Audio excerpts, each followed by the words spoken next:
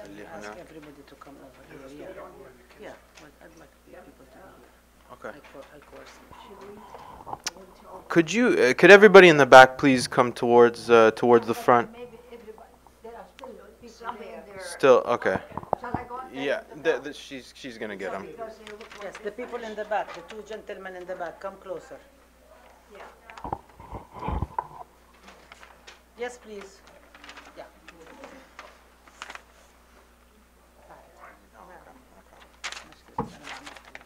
Yeah. Arya.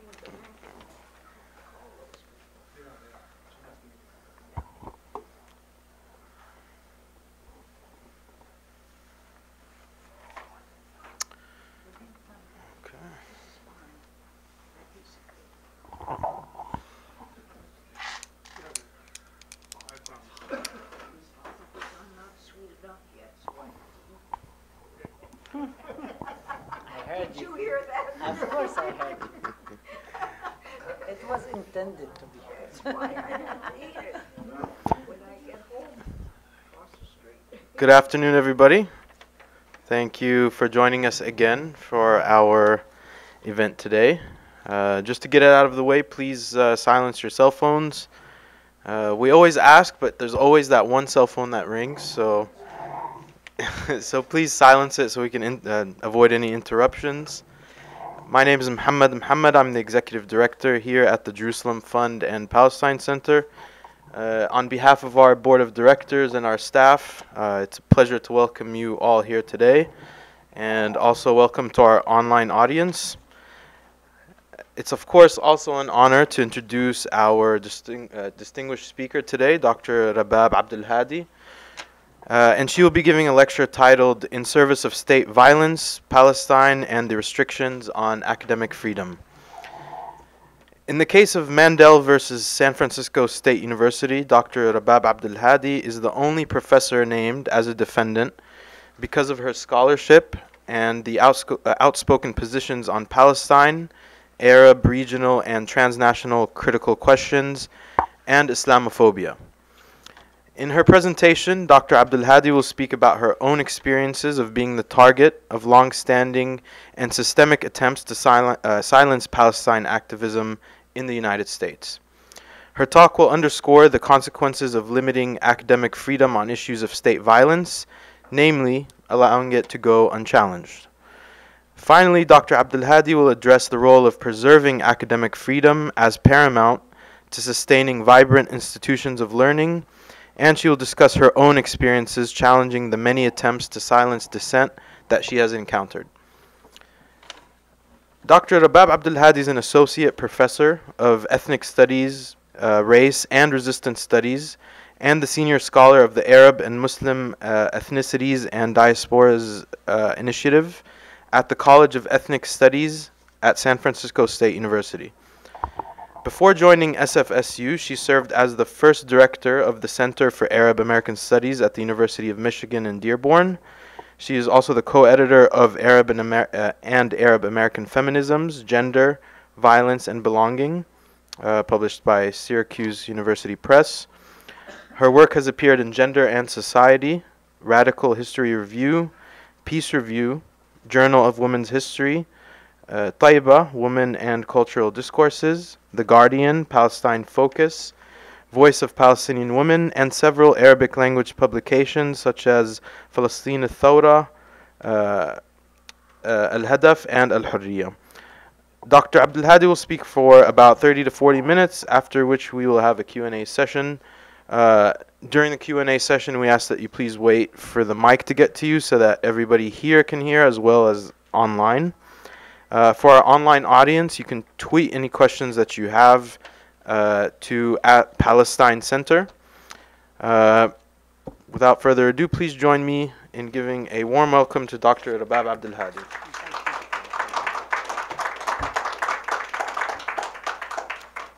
Thank you. Good afternoon. As I always say before I start any of my talks, that I do want to recognize that we are meeting on indigenous stolen people's lands.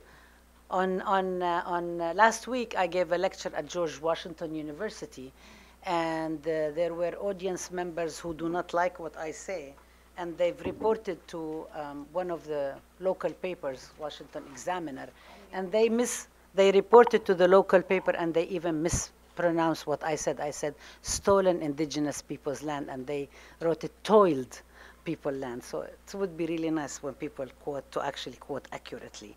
I'm saying this because I'm very conscious of the fact that we have an audience here and we have an audience online.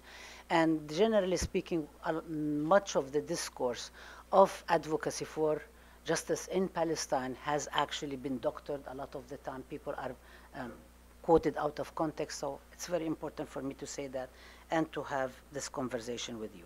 So what I want to talk with you about today is, before I also want to thank the Jerusalem Fund, Palestine Center. I would like to thank Samira, Seema, and I want to thank Maha Hilal, Dr. Maha Hilal, who actually made this possible. It's a pleasure to be here. The Jerusalem Fund Palestine Center was founded by Dr. Hisham Sharabi, and I have actually personal connection to him. He went to school with my father. They went to the same school, high school, together in Nablus, and that's how where I met him in 1982. So there is also multiple levels of connections.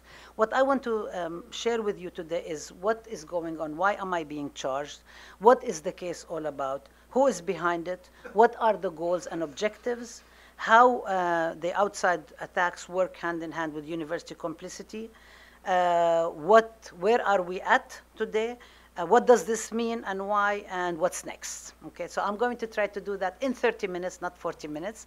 And when I'm about maybe 25 minutes or so, let me know, 20 minutes maybe, and 25, so I can wrap up, because there is a lot to talk about and to share with you.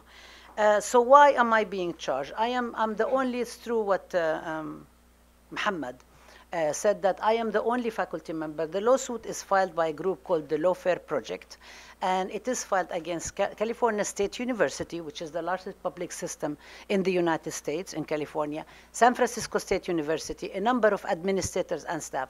But I'm the only faculty member. I'm the only professor whose name, I'm also the only Palestinian, Arab, or Muslim professor who's named in the lawsuit. Now, what is the lawsuit claiming? The lawsuit is claiming that the university and I have actually collaborated in producing an environment of anti-Semitism on campus that makes it impossible for Jewish students to study, to learn, and it's violating their civil rights. Now, what's really interesting is that the lawsuit starts on the first page of actually attacking the body that within which we are founded. If you can see here, it says Arab and Muslim ethnicity and diaspora's ethnic studies. We are housed in the Historic College of Ethnic Studies at San Francisco State University, which was founded in 1969 as a result of the longest student strike in the history of the United States. In 1968, by the way, we are now studies, we're no longer initiative. We're actually an academic program. The students struck because they wanted to have a curriculum that reflects their lived experiences. And so the lawsuit begins on the first page to actually target 1968, the strike, target the College of Ethnic Studies, claims that we are separatists, and then targets the Arab and Muslim ethnicities and diasporas studies program, and basically says that the material we teach is separatist and so on. And this goes back to 2013. In 2013, a woman by name of Tammy Rosman Benjamin, who is a co-founder of a group called AMCHA, which has been one of the groups that has been targeting us in California, has written an article basically claiming that anti-Semitism on campuses draws its primacy from the 1968 strike. So there is an attack on the 1968, on ethnic studies, on the college itself, on the Ahmed program. But to understand what exactly is going on, I think it's really important to say, why is it that I am being targeted, and who is targeting me? Who is behind it? It's really important to know that the group, and I don't know how many of you are familiar with it, the Lawfare Project. How many of you know about the Lawfare Project? Okay, very few. Okay, so the Lawfare Project is a group that calls itself the pro-Israel legal arm in the legal community. Its executive director, Brooke Goldstein, basically said on a video that's online that there are no Palestinians. Why do you use the word Palestinian? Islamophobia does not exist, and that we will make the enemy pay. The enemy meaning people who are advocating for justice in for Palestine, and they will exact a very heavy price from them. The group itself has basically has retained one of the biggest law firms in the country, 1,000 lawyers who are working for them. And the group is part of what I call the pro-Israel lobby network industry. It is not an isolated, it's not a spontaneous, it's not a cottage industry.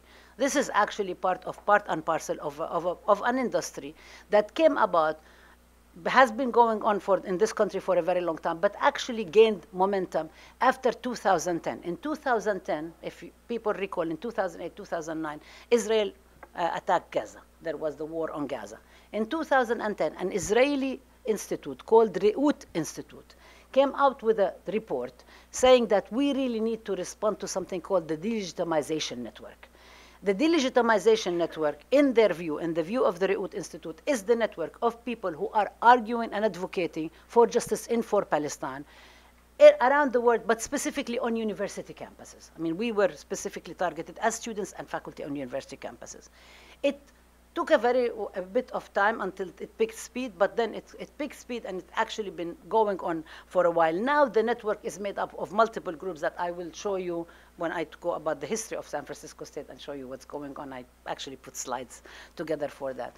They are very well funded by folks like Sheldon Adelson, the casino mogul, by the Koch brothers, by the Bradley Foundation, by the Koret Foundation, whose agenda is, as we know now, is actually advocating the most right-wing agenda in the United States, whether you're talking about white supremacy or you're talking about anti-women, anti-union, anti-public universities, quote-unquote smaller government. There is a particular agenda, and that's within that agenda the Israeli industry fits. What they do is they sit on each other's boards, and they change roles. And so every time an attack comes up, one group takes on the attack, and then it passes it on to the other, and so on, as I will also show you about in the slides that I'm going to be sharing with you. In 2015, actually, a number of groups, especially the International Jewish Anti-Zionist Network, produced a report of 200 pages, which I'm more than happy to share the link with you, using the W-9 forms that non-profit organizations submit to the government, to the IRS, to find out where does the funding come in. And it's very clear. What I'm arguing, it's actually very clear. And this is only from the W-9 forms. There is much more there. We do not know all the private funding. We're only talking about the public funding that is there. So we're not talking about an accidental group. We're actually talking about a number of groups that are coming together specifically to have a particular goal. So what are the goals? What are they trying to do? What are the goals? One, and I can speaking about myself, is to basically silence individually, to silence anybody who does scholarship, pedagogy, research, or advocacy on justice for Palestine. Silence, intimidate, bully, put out of business.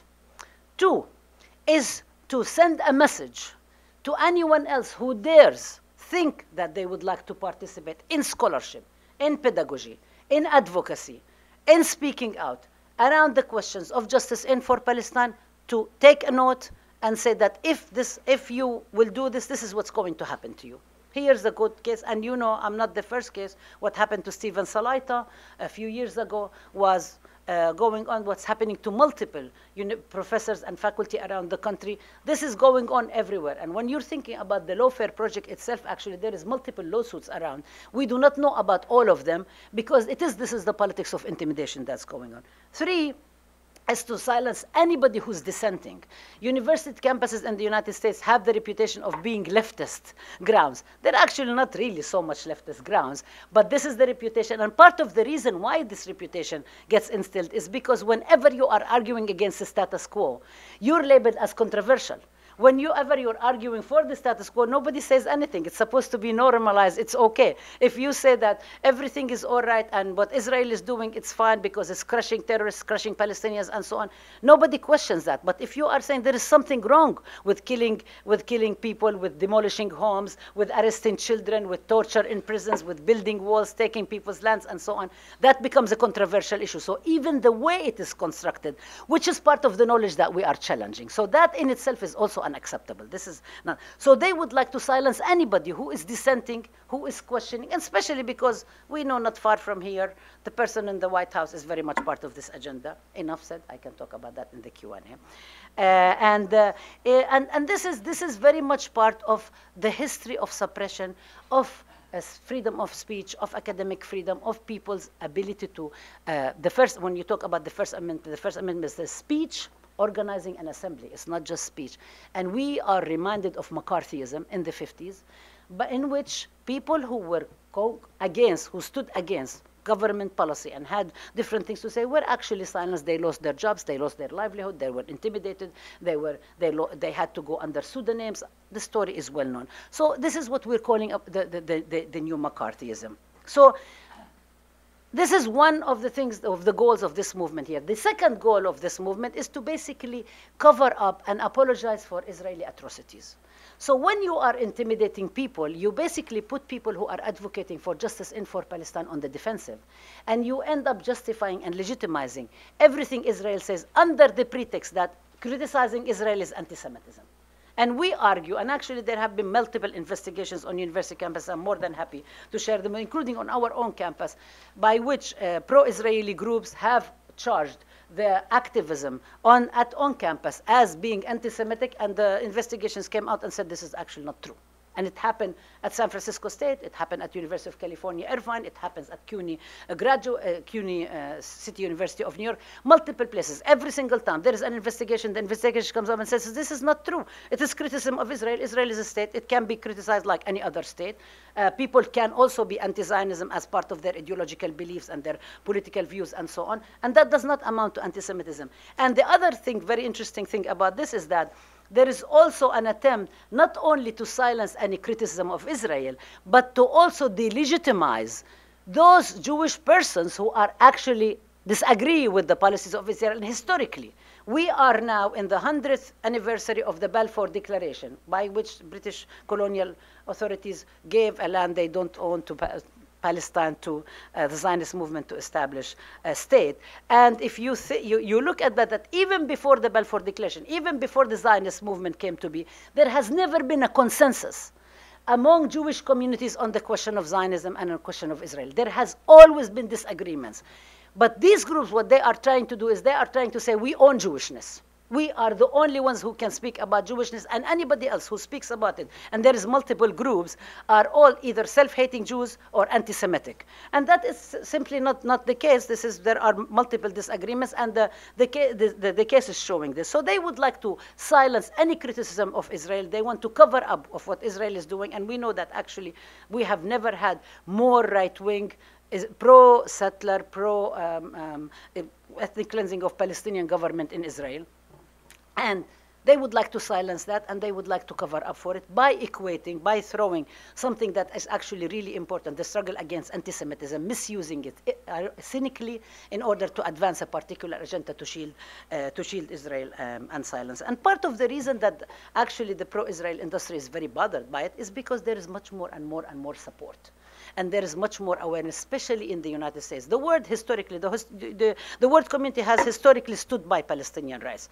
The world community, wherever you go, majority of the people around the world actually support justice because they say it's just like anybody else. Palestinians also deserve to have justice and freedom and peace.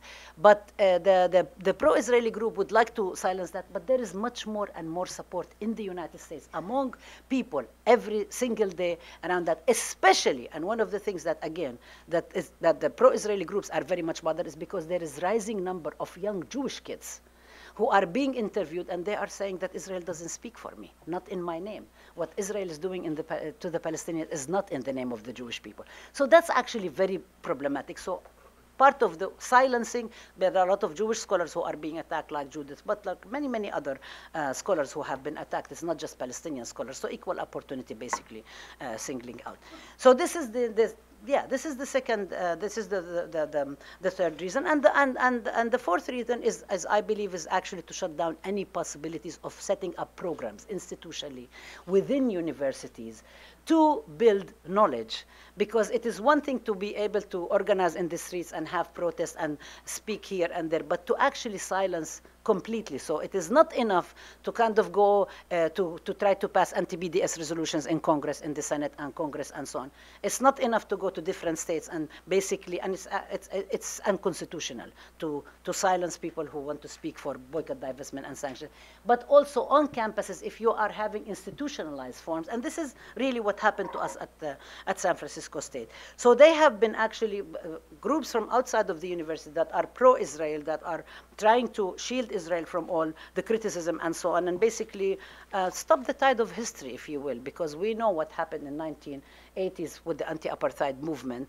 At the end of the day, it may take a very long time, but people find what justice is about, and more people recognize what it is and support it. And they're trying to stop the tide of history, but one of the things they try to do is stop institutional building. So this is exactly what happened to us at San Francisco State University. I'm going to rush. I don't really do well with PowerPoint and so on, but I tried because I would like you to see what's going on. So this is what has been going. So the lawsuit that was filed on June 19th, 2017, that named university, as I mentioned, University Administrators, California State University, San Francisco State University, and me, about which, by the way, I only found out on Twitter. And yeah, it's began. It is a culmination. It is not the first thing that has happened. It is a culmination. The attacks continues, as you will see. This has been going on through the history of San Francisco State. And let me just, I'm going to go very fast. Okay, it's not doing it. I'm clicking. Is it coming? Ah, okay. Yeah. Oh, it is coming. Okay. So this actually goes back a very long time of history, but in 2002, there was a very big confrontation between Palestinian students and students who supported Palestine and students who were celebrating Israeli Independence Day. And as a result, the university president basically they sanctioned the General Union of Palestinian Students, put them out of commission for 6 months without funding. And this is some of the stuff that I can share with you. It's taking a very long time to move. Is there any reason why? And the university president actually is quoted. One of my students did his oral history thesis on what happened at Palestinian organizing. And in one of the letters, in the memos of the university, the president of the university is saying to the Palestinian students, why should I let you unsanction GOPS, the General Union of Palestine Students, so you guys can start throwing bombs in January? I mean, this is also relying on the whole notion of the war on terror and thinking that every Palestinian or every Arab or every Muslim is a bomb waiting to go off. So in this environment, where do you even start? I mean, if my name is Abdulhadi, I'm always thought of as a man. I'm never thought of as a woman. I always have to correct, and even when my students write she, the people who respond say he again. Of course, they misspell the name and everything else. But they cannot. It's very difficult for people to even fathom that a woman can be a director of a program or a senior project and so on, because there is also the image, it's not only the war on terror, there is also the Islamophobic, Orientalist, racist image that constructs all Arab men and all Muslim men as bloodthirsty, misogynist, terrorists, and all the women are docile and have no agency, don't speak for themselves. So it would fit that Abdulhadi would be a man. It doesn't work if Abdulhadi is a woman. It disrupts this very much. So this is one of the discourses. At the, and I'm going to jump ahead. So in 2002, the president came up with a task force. There was a task force how to deal with campus environment. And one of the recommendations was to hire a senior faculty member to mentor students. They said Palestinian, Arab, and Muslim students, and to also start a program because students want to know, they do not know anything. And to make a long story short, in 2005, actually, I was heavily recruited from my position at the University of Michigan, Dearborn, where I was director of the Center for Arab American Studies. And one of the things that I insisted on, that if I'm going to come to San Francisco State, we have to have a critical mass. We need, at the very least, and the dean told me there is 12 faculty members. I said, no, I would like us to have specific number of faculty who would work day in and day out on it. And they put it in my contract that we will have 3 faculty members, me and 2 other faculty members. members. And when I came in, I received a grant from the university, startup grant.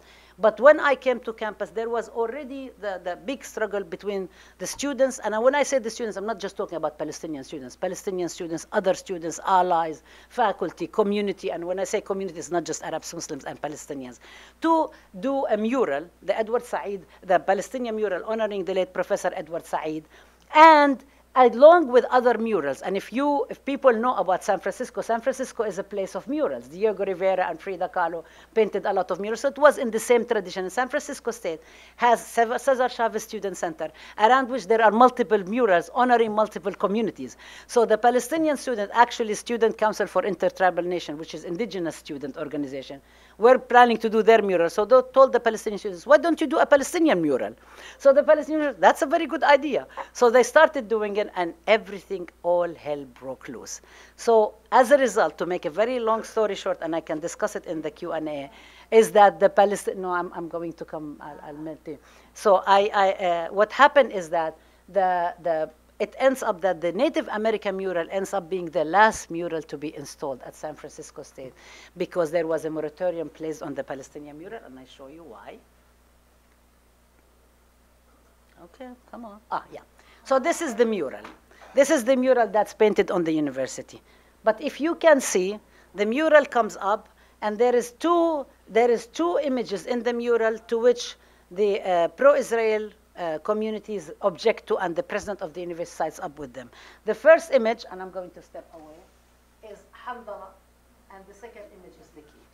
So Handala, the pro-Israel group, actually said that a cartoon character, Handala, which is a cartoon character made by the Palestinian cartoonist Najil Ali, and it's a little refugee boy who's torn clothes and so on, has his back to the world, and Najil Ali always argued that Handala would turn around when justice prevails. So the pro-Israel community actually argues that a cartoon figure threatens the safety and security of students. And because Handala is carrying a pen in the hand, because now we're on university campus, it's about writing, it's about education and knowledge. And the other one is Al-Auda, the key for Palestinian refugees, and in it is written Al-Auda, the return. These two things were a huge part of the discourse. So there was a huge objection to it. So what ended up happening, this is how the mural looks like today.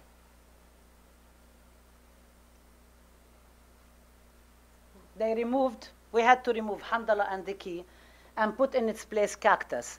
But what's really interesting, and I can talk about how disruption happens all the time through the production of knowledge, of really justice-centered knowledge, is that on the day the mural was unveiled, all the Palestinian students and their allies came wearing T-shirts with Handala on them. And so now we're 10 years since the mural, in 2007, the mural, November 2nd, 2007. Now it's 10 years. Now the story of Handala actually lives in, it's part of the oral history. But this is what happened. At the same time, there was also the conference of Al-Auda, that it's also in the lawsuit, that the pro-Israel groups objected to, and they also, I found that they were actually heavily lobbying against me being hired, because I was one of the keynote speakers, and I was at the time negotiating with the university. So this attack has started a long time ago, even before I came. And San Francisco State University has been a site for organizing, rightly so, like any other campus, about justice, not only about Palestinians. This goes back to the Organization of Arab Students, the 1968. Throughout, we know about campus organizing. In 2008, 2009, something more happened, and this is where, after the Israeli attack on Gaza, the college Republicans and the Israel team band together to organize a rally in which which says, "Free Palestine, destroy Hamas," because they want to actually have solidarity with the Palestinians. But if you see what they've done, is that they do put the picture of Palestinians to look like a KKK. It's black and white. So the subliminal messages are there. And if you see here, they throw shoes at Hamas flag and win prizes. And that is La ilaha illallah Muhammad Rasulullah. This is Shahadatain. This is the first tenet of Islam, which is very offensive. The students organize, and I can also tell you all the all the details about it, but I don't have time to do that. They organized and they demanded a statement on Islamophobia from the university president. What happened is that I and another colleague were charged by writing a statement. We took a statement the university issued on anti-Semitism. We just replaced it with Islamophobia. The university thought it was too strong. They turned it down, and they issued a statement that is nowhere to be found. We only have a PDF copy of it. They never put it on the website. Then the students the students in November for the anniversary of the mural invited Omar Barghouti to come speak, and the pro-Israeli groups protested, and basically as a result of that we were doing our searches to hire 2 faculty members, and the university president got so upset and canceled the searches, and before he retired he deleted them from the budget. So this is when I'm talking about how structurally you try to destroy a program. I'm now 1 faculty member in a program with no budget, no support, no staff, and it's basically you attack me, you attack the program. So you don't have to say in the lawsuit we would like the program to go away, but actually if you attack me and I'm the only person in the program falls apart. In 2010, 2011, our initial grant run ended because it was ended, and we began to see the difficulties of trying to get even courses approved, and the students who were past students, activists and on campus, and students tried to donate money to offer courses and so on. We can talk about that some other time. We continued. By that time, we actually submitted our minor proposal. We've been designing courses and submitting them, but we could not get them. We could get them approved, but they weren't what they call in the university general education courses, in which every single student of the university can join. And because there was a moratorium on academic program for the university, they were trying to revamp things. But in 2013, we continued. In 2013, we have a new president coming who says that he admired Edward Said. We're thinking maybe this is a good sign and so on. But what happens, he meets with Ahmed communities at the Arab Cultural and Community Centers, 40 students, faculty, community, everybody comes from various communities coming to say, we're very excited. He says we would like to have collaboration with Palestinian and other Arab and Muslim universities. And one of our alumni starts the Edward Said Scholarship, which we now have. But after he's installed, President Wang goes on an all-paid trip to Israel. And things start changing after that.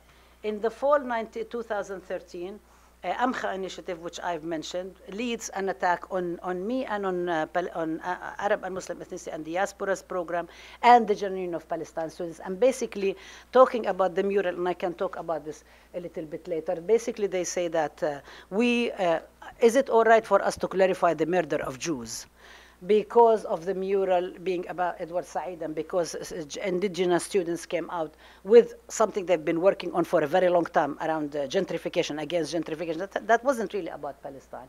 What happened is, rather than the university investigating what's going on, the president the same day issued a statement condemning anti-Semitism. So that basically structurally made it much more difficult for us to have university support. But we had a lot of support, and I don't even have enough books we can write about support from the community, from faculty, from students, from everybody who came. And these are the groups, some of the groups that were involved.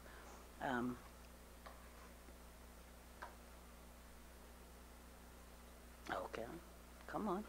Okay, yeah. My computer has been hacked too. Zionist Organization of America, Simon Wiesenthal Center, if people know, this is the center that's building a museum of tolerance on the ruins of the Mamila Palestinian cemetery in Jerusalem. Scholars for Peace in the Middle, about 3 or 4 people. Stand With Us is one of the main groups that's funded by a group called the Koret Foundation, that also in the lawsuit says that it gave the university $1.5 million and then took it back because the university is not disciplining Palestinian students enough. So all of this stuff is very much connected with each other. There are more, but these are the main groups that came at the time. And they issued a very big campaign at that time. In 2014, they start a much bigger campaign, specifically targeting me. And that was basically, they accused me, oh, come on, all right. Yeah, no, please don't restart. Okay. This is the stencil I mentioned.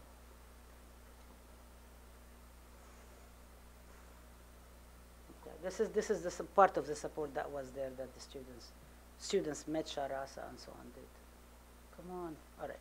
So in 2014, I organized academic and labor delegation to Palestine. We actually went and met with An-Najah National University and began collaboration on it. And then basically the attack strengthens. And now AMCHA and its company and the other ones, they basically start accusing me of misusing university funds to go to travel to Palestine, consorting with terrorism and anti-Semitism. And what happened is that the university actually conducted 3 different investigations, audits, including 5-year audit of my international travel, that not a single question was about whether a receipt was missing. It was, why am I going to Palestine? Why am I meeting with Palestinian universities? Palestinian universities are terrorist universities. And this is the way An-Najah is constructed, as a terrorist university. And thus, we should not be collaborating with it. So it was basically to put me out of business. And that semester, I was on sabbatical. So I spent the whole time, rather than writing my book, basically defending myself. Fast forward, there is much more stuff. In 2015, we actually were able to pass the minor proposal. So now we have 3 things that they were trying to stop. They were trying to stop the minor project, the academic project, the academic curriculum from being passed. They were trying to stop the Edward Said Scholarship, and I can also, there's details about that. And they were trying to stop the agreement with An-Najah National University. But we do everything by the book. We submit forms, we go, the university tell us do this, we do. They tell us do something more, we will do. Tell us 30, every single obstacle they tell us, we go fill out the forms and we do it. And we know that we are being put through the ringer much more than other people, but we do everything. So now we have an academic program that has 22 courses.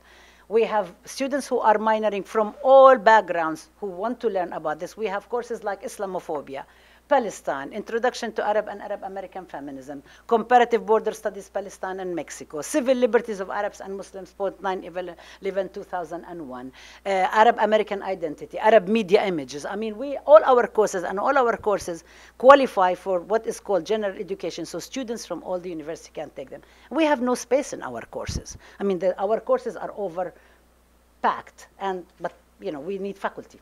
We have 1 faculty member, we need faculty. So the attempt to undermine the program continues. In 2016, the SF Hillel, which is a group based in San Francisco, it has a chapter on campus, along with the Jewish Community Relations Council, hosted the racist mayor of occupied Jerusalem, Nir Barakat, on campus. And he had come to San Francisco, to city of San Francisco, to do a private fundraiser for APAC, American Israel Public Affairs Committee. So they were trying to get him to come to speak at San Francisco State, because San Francisco State has the reputation of being for social justice. It's a public university and so on. And students found out about it. There were about 50 students who protested. Within them, maybe 5 Palestinian students. But the university really came very hard on the students and actually tried to discipline. And I sat on student discipline hearings, because I'm advisor to some of the groups. And we couldn't speak, me and another faculty member, we could just observe. And what happened after was Canary Mission, which is a shadowy organization that basically extorts and labels people like McCarthyism, put the names of students, 2 Palestinian students and 5 other students who are not Palestinians. And the Palestinian female students actually started receiving death threats, sexual threats, threats of rape. As a result of that, they put their personal information online and so on. And if people know Canary Mission, 2 years ago, over 1,000 academics wrote a statement saying, we do not punish students who are put on Canary Mission by preventing them to admittance to graduate school, to jobs, and so on and so forth. But it continued nonetheless, and the attack against me continued. And one of the objections, which they mentioned also in the lawsuit, that in my academia.edu I have the image, the 3rd Palestinian Intifada. And this was 2011. This was the area of Arab revolutions. And so there were a lot of speculation among Palestinians whether there will be a 3rd Intifada or not. And I put the image there. And we didn't see a big Intifada. We saw very tiny, small Intifada. And I would have changed it at some point, but now they're latching onto it to say that I am consorting with terrorists. So if I remove it now, it will look as if I'm actually succumbing to pressure. So I can't even like update my research and who I am, what I stand for, because of these things that get distilled in time. And as I mentioned this, let me move fast forward. Ugh, it's so slow. This is another side effect of these attacks, is that your computer and your phone and your account gets hacked into again and again and again, and basically ruins your life and your work. Okay. So yeah. So what happened, oh yeah, at that time then the Koret Foundation, this is the president of our university, the Koret Foundation gave the university $1.5 million and then took it back and said, we're not going to give the $1.5 million unless you discipline the Palestinian students more. So, and this is, by the way, it's also in the lawsuit, if people would like to read it. And what happened is that the president of the university actually called Nir Barakat, who is known to advocate ethnic cleansing, he is presiding over a municipality in Jerusalem that specifically actually forcibly removes Palestinians, try to reduce the number of Palestinians in Jerusalem. He is walking around in the old city of Jerusalem, slinging a machine gun, calling for the killing of Arabs and so on. So you're not talking about your garden variety liberal who is coming to speak and so on. And he is coming to speak at San Francisco State to connect with Silicon Valley, which is next door, to try to say Jerusalem is a very diverse, open city, and so on. So not only Palestinian students and other students were very upset by it, but including Palestinian students whose families come from Jerusalem, whose families are affected by the wall, and so on. The president of the university apologized and re-invited him back to campus. How am I doing with time? I'm okay? I want to finish the slides and then I have a couple of points. Yeah, okay, yeah, good. Okay. So yeah, and then at that we had this big fight for the College of Ethnic Studies for our, if you can see, all the students were supporting our courses. Let me move around. It's killing me.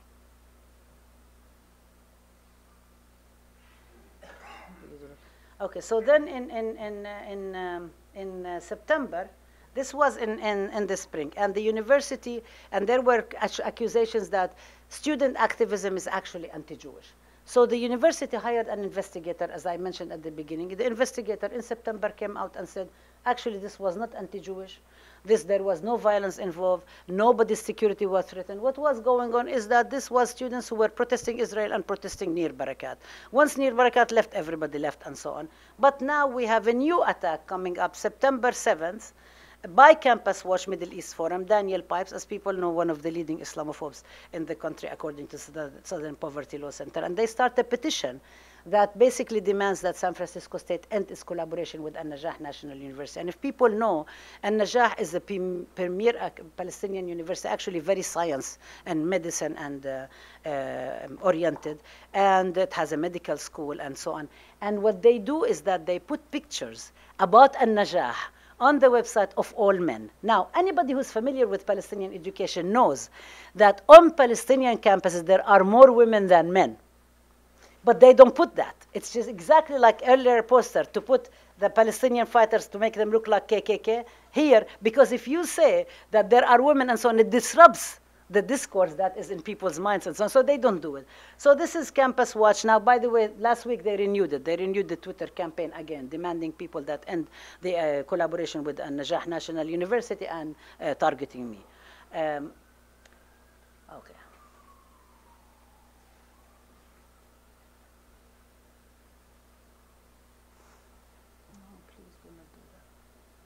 Oh, it's not, yeah. Okay, this is Campus Watch. I'm not going to mention that. I want to just show you the other set of,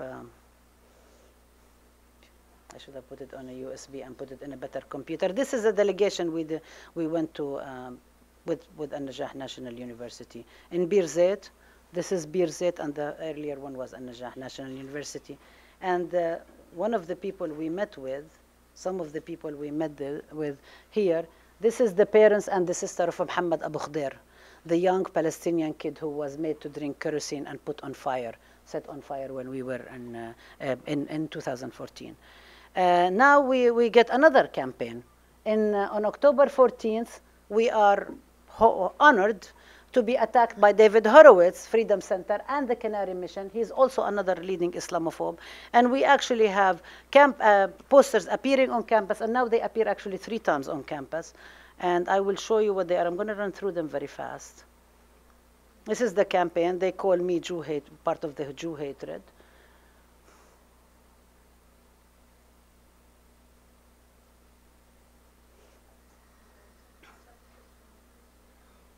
Yeah. They put all of this stuff all over campus. They also attacked 6 other scholars, Hatem Bazia and Judith Butler. Last year they attacked Angela Davis. This is where they put them. See, this is like the Malcolm X Plaza. They put them all over, everywhere on campus.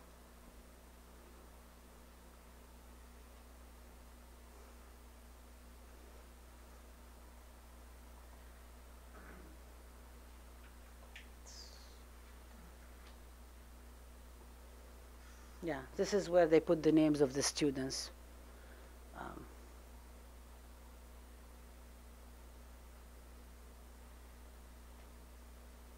That's in itself, the posters in itself is the text that should be analyzed and critiqued, but that's for another time, not today. Yeah, see, SJP Jews are Nazis. This is what they're accusing students for justice in Palestine. Can somebody come and help me with, maybe I can, I need to advance. I just want to show, all right. It's not moving.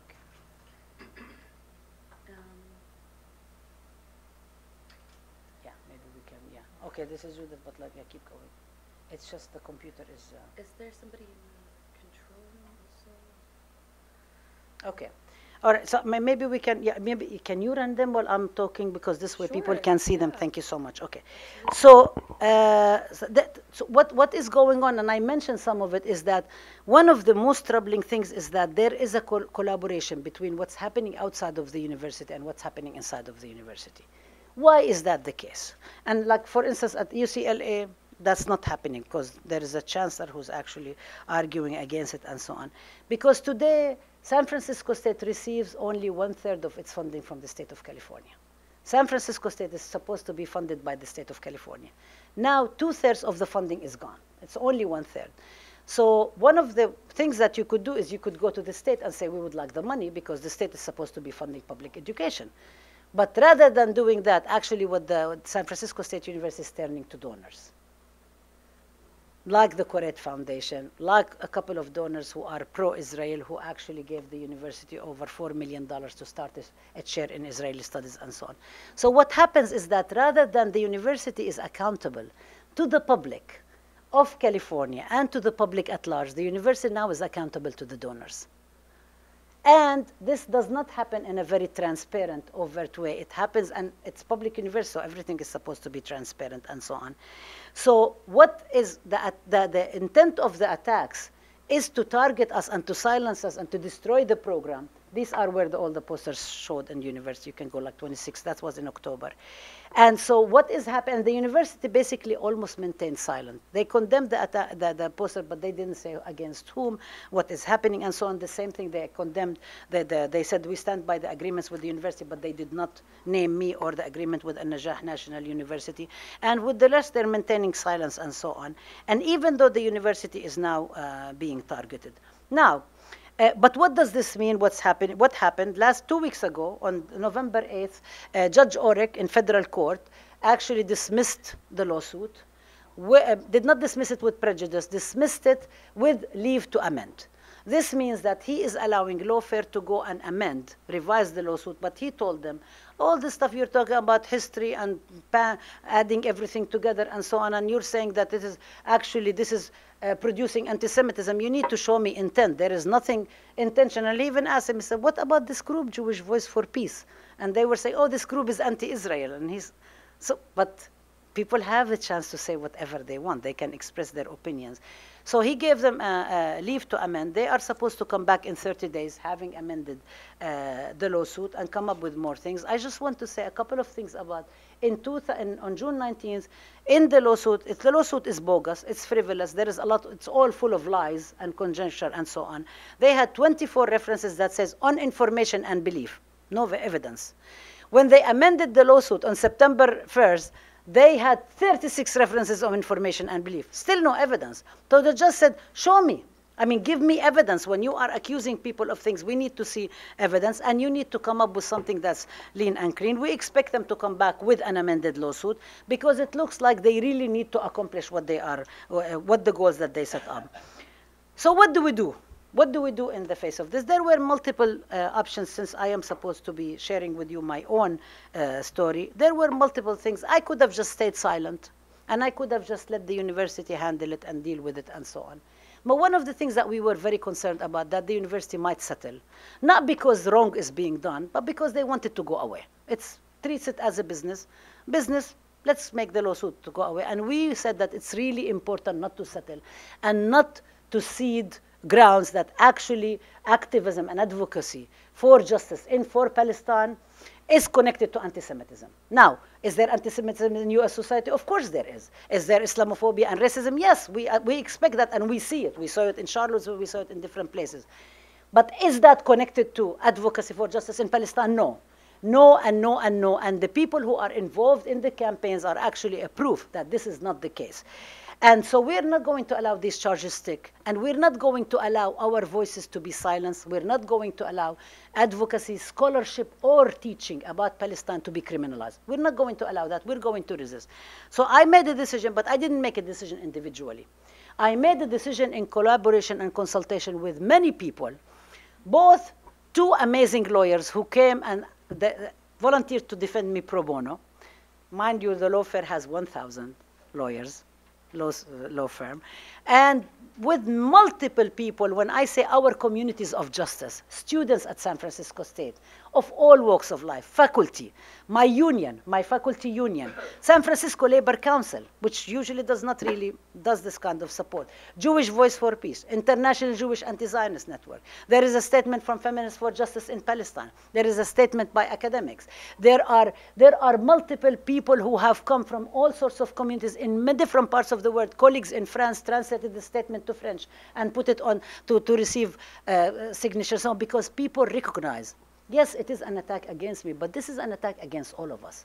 This is an attempt to silence us all and to pick on Palestine, because when you pick on Palestine, they think it's the weakest link. And they think that they can pick on Palestine, then they can move and pick on everybody else. And we say, no, this is not okay. We are going to stand our ground. We are going to build principled alliances. We're not going to do something in secret. We are going to push with our program. So while the attacks, and then there is also more posters that came up on May 3rd and again on September 21st.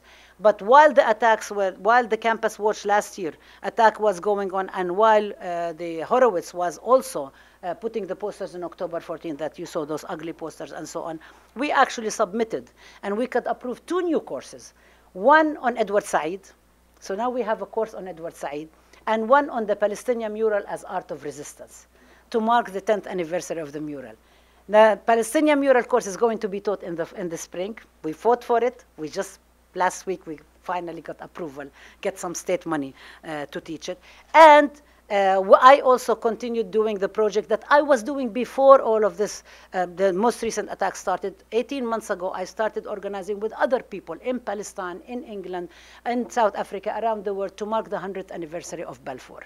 And we thought it's really important because there is multiple anniversaries that are really important around Palestine this year, as people know.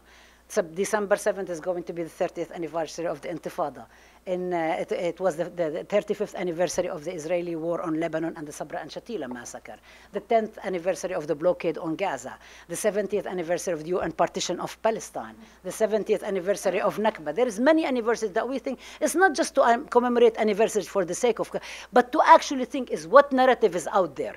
What do we scholars we do? What is the role of scholars? As scholars, I believe that it's really important to contest the colonial narrative that portrays Palestine and portrays colonial resistance as a story of submission, subjugation, and defeat.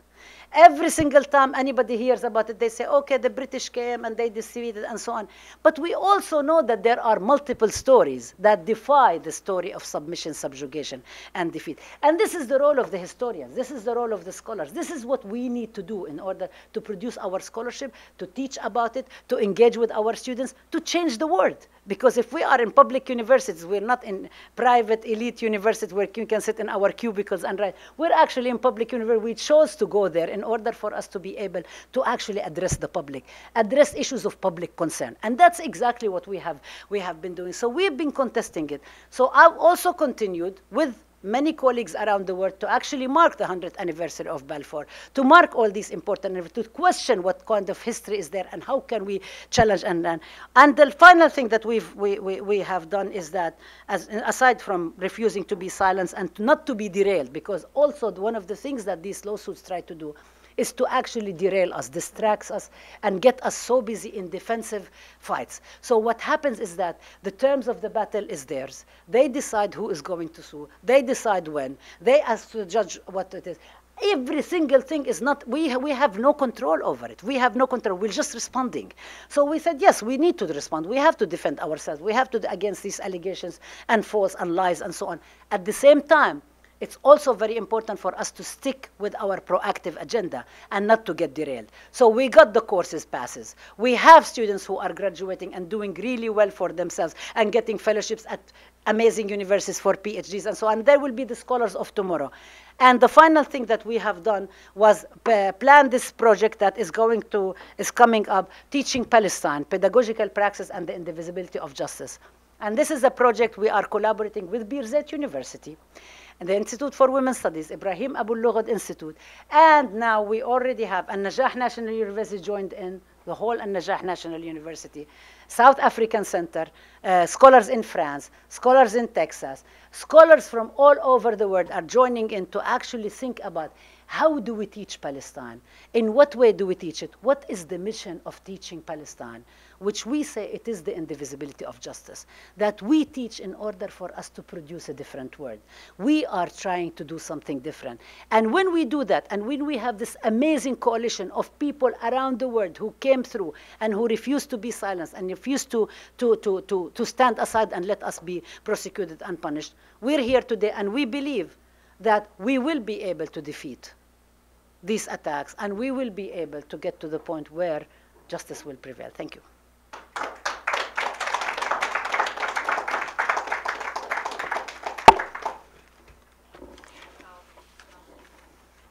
Is this on? Okay. Truly a pioneer in the fight for justice for Palestinians. Thank you, Dr. Rabab. So we're going to take a few questions. If you could just raise your hand and I'll pass you the mic. And people can say their names and whatever. Yeah, if you could just say your name and what organization you're affiliated with, that would be great. Thank you. Martin Karcher, I'm with Jewish Voice for Peace here in Washington. All of the attacks against you and your programs seem to be based on the ground that Jewish students would feel uncomfortable on the campus because of your teaching of the programs. The question I have is, what about Palestinian students? When I look at all these posters on the campus, clearly they must not feel very comfortable seeing that. So is there any way that you can file a suit against the people who put those posters on the campus? Thank you. So shall I answer one at a time? Or you want to take, I don't mind, I'm writing them down. What do you prefer? I can take maybe a couple more and then maybe they are, because maybe on the same topic. Sure. Yeah, yes. Thank you very much. I'm Benjamin Tour, retired diplomat. You're, of course, familiar with Alan Dershowitz. Yeah, of course. And he appears to have a segment, a regular segment on the Jewish broadcast service. And he was on last night. He said, among other things, that the white supremacist movement in the United States is not a threat. There have been assertions that this, and I think you alluded to this, this movement has links with extremist, pro-Zionist, pro-Israel groups and so on. Could you speak to that? And also, is there an analogous Palestinian broadcast service or something like that that people could tune in for a different perspective? Thank you. Thank you. One more. There's a gentleman in the back. Hi, I'm Andrew Harrod. I'm actually a writer for the Middle East Forum of Daniel Pipes, noted here. Also, I'm listed as a fellow with the Law Firm Project. Be sure you don't misquote me. All right, then, excellent. Speaking of Canary Mission, I follow them on Twitter, and they often tweet out profiles of students from, say, Students for Justice for Palestine and other professors and such, and they often talk about, they want to kill Yehud, or Jews, that is, in Arabic, or slap them around, or people saying, Hitler didn't do enough, or he actually had good qualities or something. Is that not then a form, well, at least to be condemned, or could it be considered part of incitement in such a lawsuit? That doesn't sound like a very positive activity to make such statements. Okay, all right. Can I answer these three questions and then? Okay, so So let me start with Millicent, right? Millicent? Milton. Yes. Yes, I mean, I will just tell you that myself and the students are actually very afraid to walk on campus, because many times we have these posters come up, and we're not afraid out of nothing, but when the posters keep coming and being put on campus in broad daylight, and the university police allows them to happen, and we say, where are the cameras? And the university police, all of a sudden there were no cameras, when they are actually all the time surveilling, policing students and so on. It does make you feel unsafe. It does make you feel unsafe. And this is part of the reason for it. This is the intent. The intent is to actually make us afraid and makes us shut up. I mean, the cost to my scholarship, the cost to my livelihood, the cost to my well-being, it's huge. So it's basically asking me, make a choice, which is not really a choice, it's a Hobson choice, right? And so it's actually quite serious on campuses and so on. The university should be filing the lawsuit against these groups, because we are part of the university. We're part of the citizens of the university. The students are part. I'm an employee of the university staff. We are part of the university. It's the university who should be filing lawsuits against all these groups to say to them, you need to stop. There is another aspect of it that has to do also, which people didn't talk about it, I didn't mention it, but I will bring it up, whether we have a discussion today or some other time, is the whole question is, what qualifies as hate speech? What qualifies as freedom of speech? So I think that connects with the last speaker. I should just say that that's not the only thing that Canary Mission does. Canary Mission's purpose and goal, as the statement that was initiated by Jewish Voice for Peace, and over 1,000 scholars signed it, is to do the same thing, to instill new McCarthyism and shut people up. Do I condemn any kind of hate speech? Yes, I do. Do I condemn? I do not support anybody who is proposing hate speech against anybody.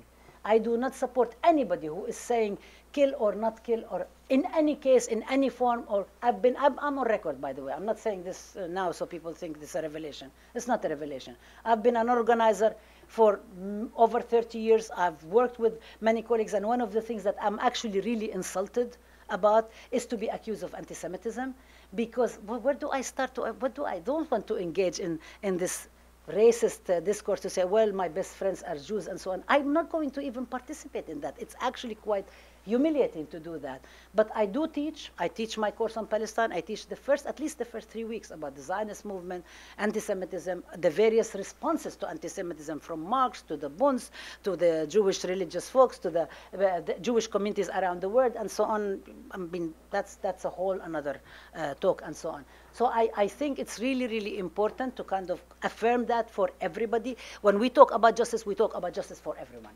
When we talk about hate speech, we talk about hate speech for everyone. I think it's also really important to think about what does it mean to experience Islamophobia, to experience anti-Arab discrimination, to experience anti-Palestinian racism that is organized, that is happening day in and day out, every single day. There is the little things that you experience when you're dealing with people who, the easiest things say they do not know, but after some time people should know. I mean, it's not an excuse not to know, but now we know, if we didn't know before, that it is an organized thing. There is an organized ways in which Palestinians, Arabs, and Muslims are labeled as terrorists. There is a way in which these discourses build upon and draw upon all the racist, colonialist discourses that are there to make people look that way and separate people. There is a way in order to make, let's say, specifically Jewish students on campus be afraid. And by the way, that is not true, that there may be, some Jewish students might be afraid, might be uncomfortable, not afraid, not at San Francisco State, because now the lawsuit claims that Jewish students are being uncomfortable and so on. But one of the incidents that they cite, and I can't talk more about it because it's just mentioned and it hasn't been, it's part of the lawsuit. But one of the things that they mentioned, and I actually wrote a little bit about that, is the Know Your Rights Fair, in which the claim is that Hillel didn't get a table, a literature table. But Jewish Voice for Peace had a table.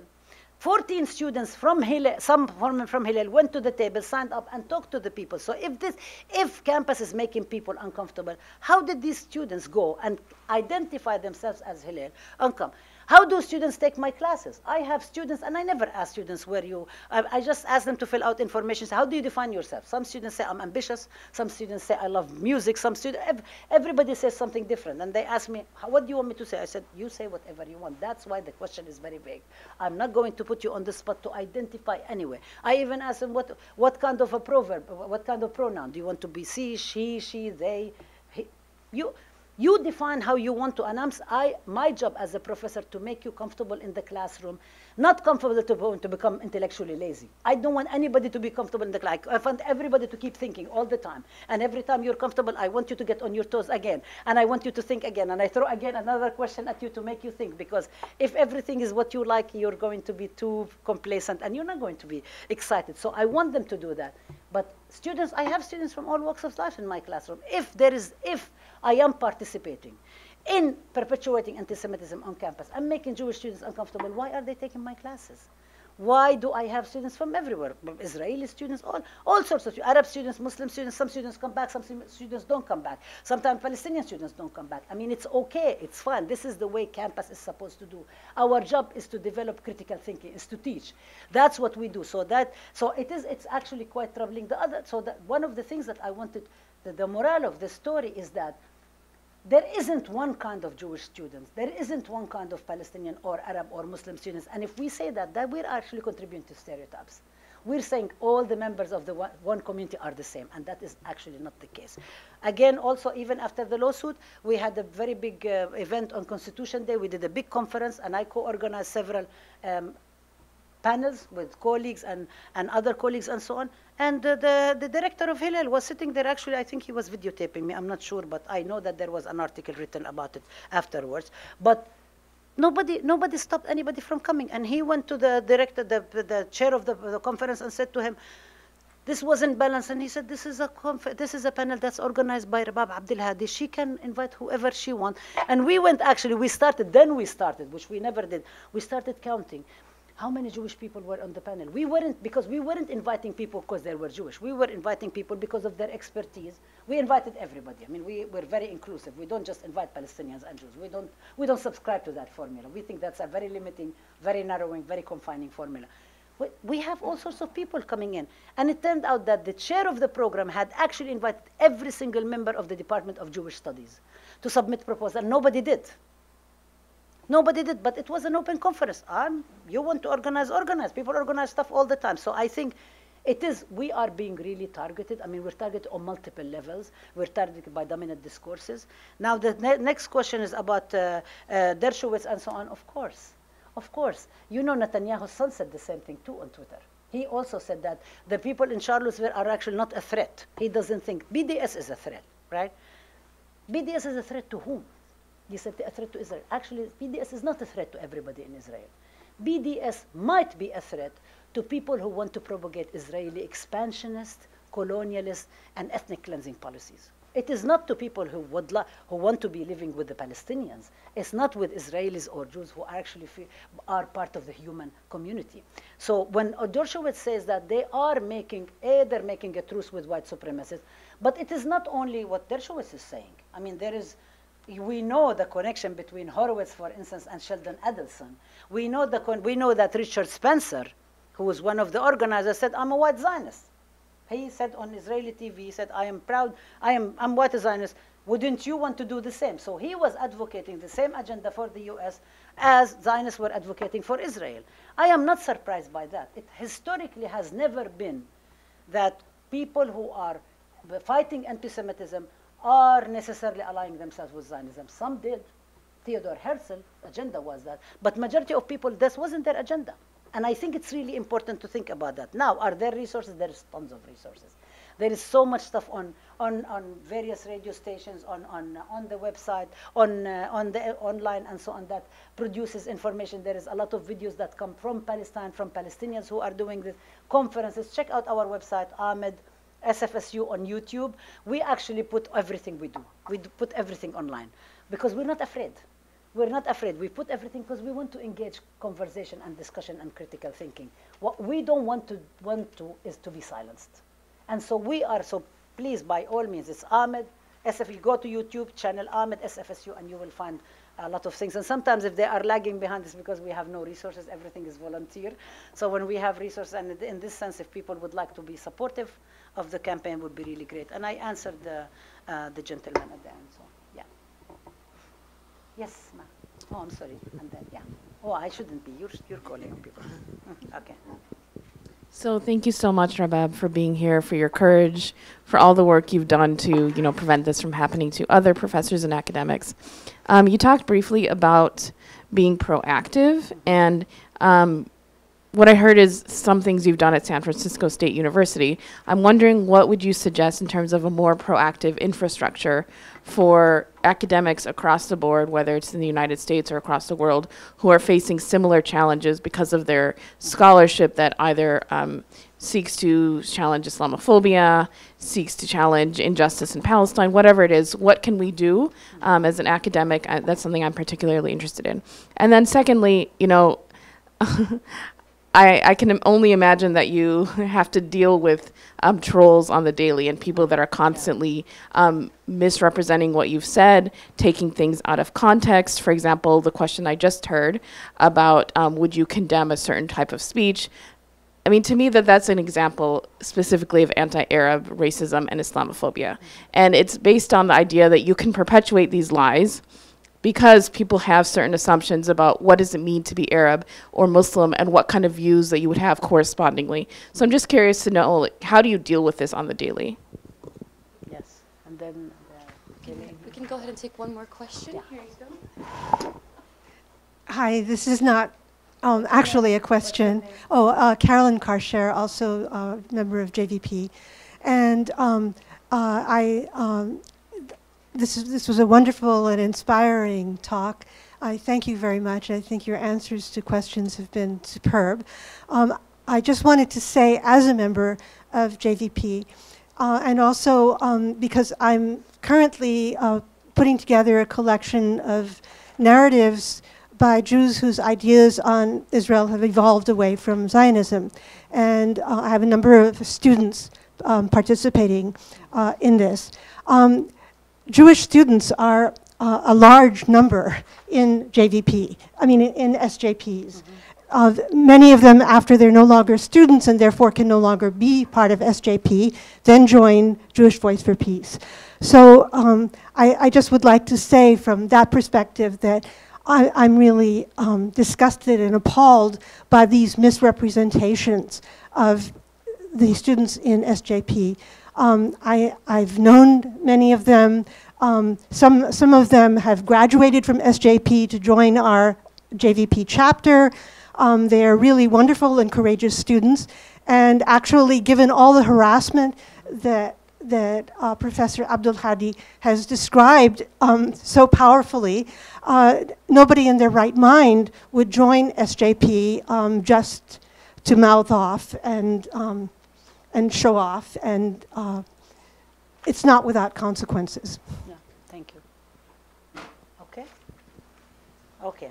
So the first questions with academics, actually, well, one of the first things that I think is not, but I can't tell people what to do, but I really think that we should not be silent. I think we really need to fight it head on, because what these groups do is that they depend on being in the dark. They really, it's all all these bag deals, thuggish behavior, intimidation, offering money, and all of the stuff that they do. I mean, it's a very classical agenda. And it's not an agenda that's limited to pro-Israeli groups. It's like the right wing has done it for many times. We can go into the history of interventions around the world. I mean, it happens all the time. So I think it's really important for us to take it head on and to fight it. I also think that it's really important to protect people who are more vulnerable. It's very funny for me saying that now because I'm a very vulnerable position, but as a senior faculty member, I think it's really important to also protect our own. We want to build a movement that also protects its own. We don't want to build a movement that sends people out to be sacrificed again and again and again.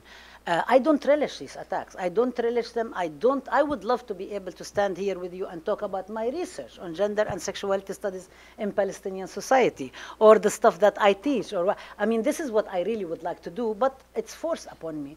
Forced upon me, I'm going to rise. I'm not going to surrender. I'm not going to let this go down. I'm going to be able to stand up and say, but I am able to do it because people are coming together. And I think this is what we need to do. But there has been, I mean, I was at the National Women's Studies Association last week, and the week before I was the American Studies Association. And the support scholars have for each other, and for the junior people, and for the graduate students, and encouraging and so on. It's really important, because if we do not do that, it is not only about your right to advocate. Right to advocacy is taken away, but also even what you research. Then you start also being censored. What is it that you can research? What is it not that you can research? So I think it's really important for us to come together, to build things together, to think about also where we're at, how much, and to also recognize that we do not have the resources they have, okay? So one of the examples, and I will tell you, they filed the lawsuit June 19th. I can just venture a guess why June 19th, because all my colleagues are on summer recess. All my students are on summer, and everything we do is volunteer basis. None of us gets paid. We're not staff people. We do not have the thousands and thousands and thousands. We do not have our man in the White House or our man who's the Prime Minister of Israel and so on. We do not have that. We are a grassroots group of people who are coming together because we believe in what we are doing, and this is what we want to do. So they file it, because the next day, and this is the same thing, by the way, when AMCHA filed the thing on November 18th, the event that they were protesting was November 6th. They waited for 2 weeks to do it before the fall break, because they can send thousands of emails to the president and contact and have all the institutions and so on, and it's going to take us time. And it does take us time, and it's not a secret. It takes us time to put together a movement. That's why the world has not changed as fast as we would like it to be, because it takes a very long time to change the status quo. And so this is what they do. They build on the strengths that they have and on the weaknesses that we have. So what we need to do is to think, sometimes we have to respond and react. But many times we need to also step back and think about, how do we build a movement? How do we think about protecting other people from being targeted? How do we stand? I have to tell you, I mean, really, I did say I'm going to stand up. I don't want the university to settle. The university should not settle, and I think we did succeed in that, at least for now. But I would not have been able to do it with all my strength. I would have been screaming by myself. But I've actually had amazing people. Every time I look around, how can I not do it? At the National Women's Studies Associations, people were passing around the statement and signing it left and right. It wasn't me. People from the stage were speaking about it. I mean, people recognize we need to come together. We need to give support for each other. We need to, this is what we need. So I think that's one of the things. In terms of misrepresentations, I think as a scholar, as a teacher, I find it very interesting that people don't do the homework. I think it's really good for people to do their homework, to actually go and learn. If you don't know something, go look it up. And if you look it up and you find one source, go look for another source. Check it out. Think. And I think this is how knowledge is. This is what's really exciting. This is why I wanted to be a teacher. This is why I went into the academy, honestly, because it's so exciting to read and learn. And when you see the bulb goes off in the face of a student, it is one of the most exciting things. So I think, you know, there is misrepresentation because there is a political agenda. And because the political agenda has all the power and the resources, it's a lazy political agenda. It's not actually an exciting, scholarly, intellectual political agenda. And what we do as public intellectuals and inside and outside the academy. And this is really important because people think only in the academy. That's not true, because we learn from our communities, and we do this community academy things. We are coming together in all of these projects and so on. Is to continue. I mean, never ever accept an easy answer. Keep digging and I've learned a lot in all my history. I've learned as a young kid, and continue to learn. And every single day somebody asks me even a question or says something in front of me, and I'm, you know, a lot of the time they say, no, because this is what you learn. But then you can step back and say, no, let me think about it. So I think that is one way to confront it, is to constantly teach and learn and study about it. For Carolyn, I think it's really important. I wanted to tell you that I also have like a couple of junior Jewish scholars who are also doing the histories of women in particular, like women who've been involved historically in the women's movement, who have been anti-Zionist or who have not allied themselves with Israel and Zionism, but they did not come out publicly. One of my projects is to actually think about the history of the women's movement in the US and what happened, that it took a very long time, until 2015, for the National Women's Studies Association, for instance, to pass a resolution in favor of justice for Palestine. And it should be a no-brainer, right? But part of it is because a lot of women did not identify either as Jewish or as Zionist. And those who identify as Jewish were counted as part of the pro-Israeli, because Israel is the status quo, Israel that is supposed to be the thing that everybody identifies with, and so on. So some people did not. I mean, it's a very complicated history. But the fact that people are doing these narratives, I think it's really wonderful. I want to say, yes, I agree with you about SJP. And it's not only that. Let's look at Open Hillel.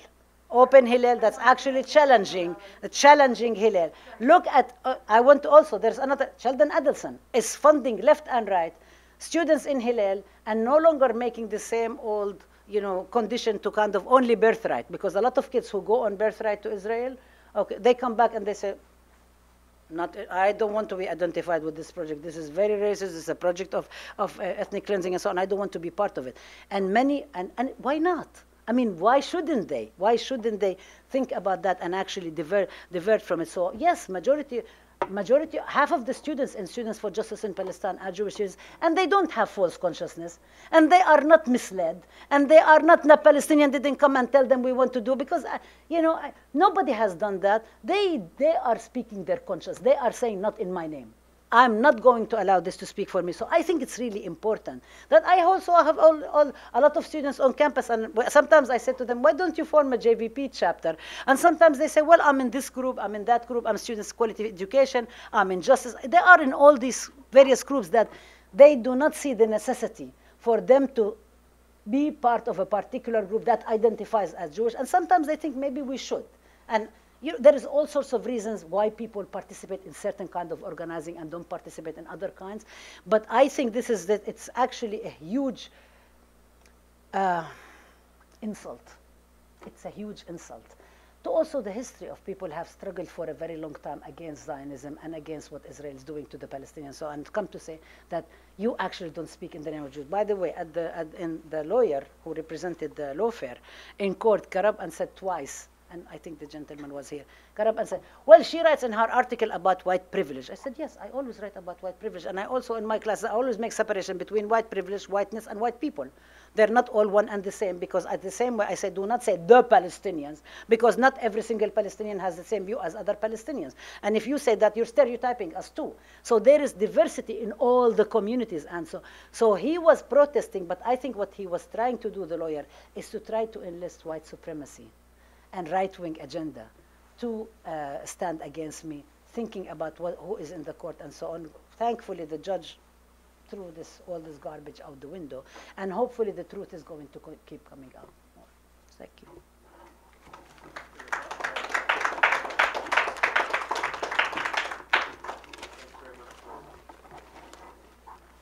I just had one comment to make.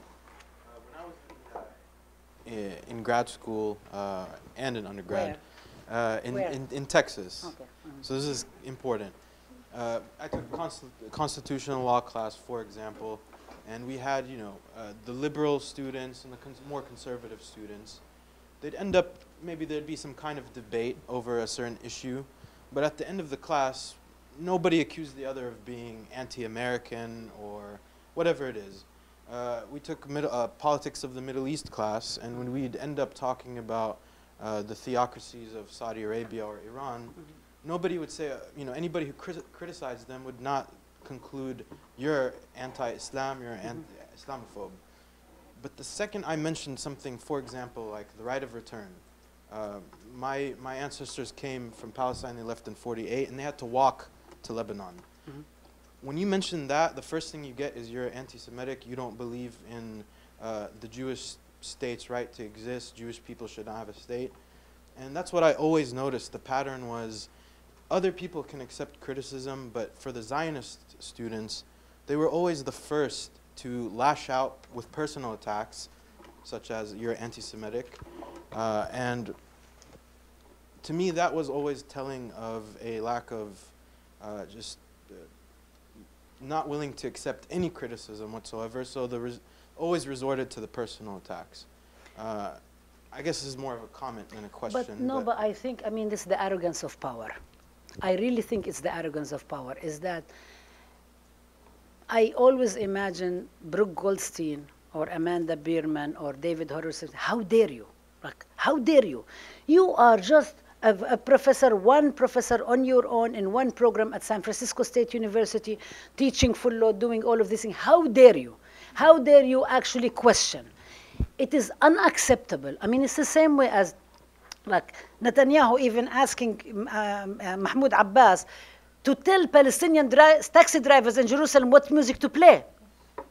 You're actually policing. You're policing taste in music. Nobody comes and says you don't do this. We criticize. We critical. We say this is really wrong. This is racist, and so on and so forth. It would be really better for human beings if you did not spew hatred and racism. But I think it is the refusal to accept that there are different viewpoints, that there are people who advocate different politics, that there are people who have different knowledge, who have different experiences, that are people who deserve to live. And then when people even come to me and say, one state, two state, I said, well, okay, first of all, which Israel? Where are the borders of Israel that you want me to, what Israel you're talking about? Are you putting anything on the table and asking Palestinians how are you going to satisfy all the things that Palestinians are asking for and deserve justice like any other people? It's not, nobody is exceptionalizing Palestinians, and Israel also should not be exceptionalized. Israel should be subjected to the same laws and standards and evaluation as any other country, especially in the United States, that gives it so much money and it has so much support and so on. People have the right to say, where are our taxes money go? People have the right to say that. So I think it is really the arrogance of power. How dare you? How dare you stand up and question? And I say, yeah, we dare to stand up and question because we would really like to learn, number one. And secondly, we do believe in the justice of what we are fighting for. If you have a problem with it, maybe you need to chill a little bit. Stop thinking that you might makes right and you can bamboozle your way and basically intimidate people with threats, with intimidation, with incitement to violence, with stereotyping, with smearing and so on, because it's been over 100 years that the Balfour Declaration was founded. It's been over 100 years. Palestinians are here to stay. You have a problem with it. I'm really sorry about that, but that's a problem you need to figure out on your own. It's not a problem that Palestinians need to solve for you. And I think this is where these, and the other thing, I think it's part of the status quo. This is part of the regimen that people get fed every single day. So when we come and question, and this is why the educational project, the intellectual project, the production of knowledge is so dangerous. Think. The mind is the most dangerous thing because we're thinking and we're speaking and we're learning. That's why they're trying to silence us. Because if we stop thinking, what's there? What's left? Nothing.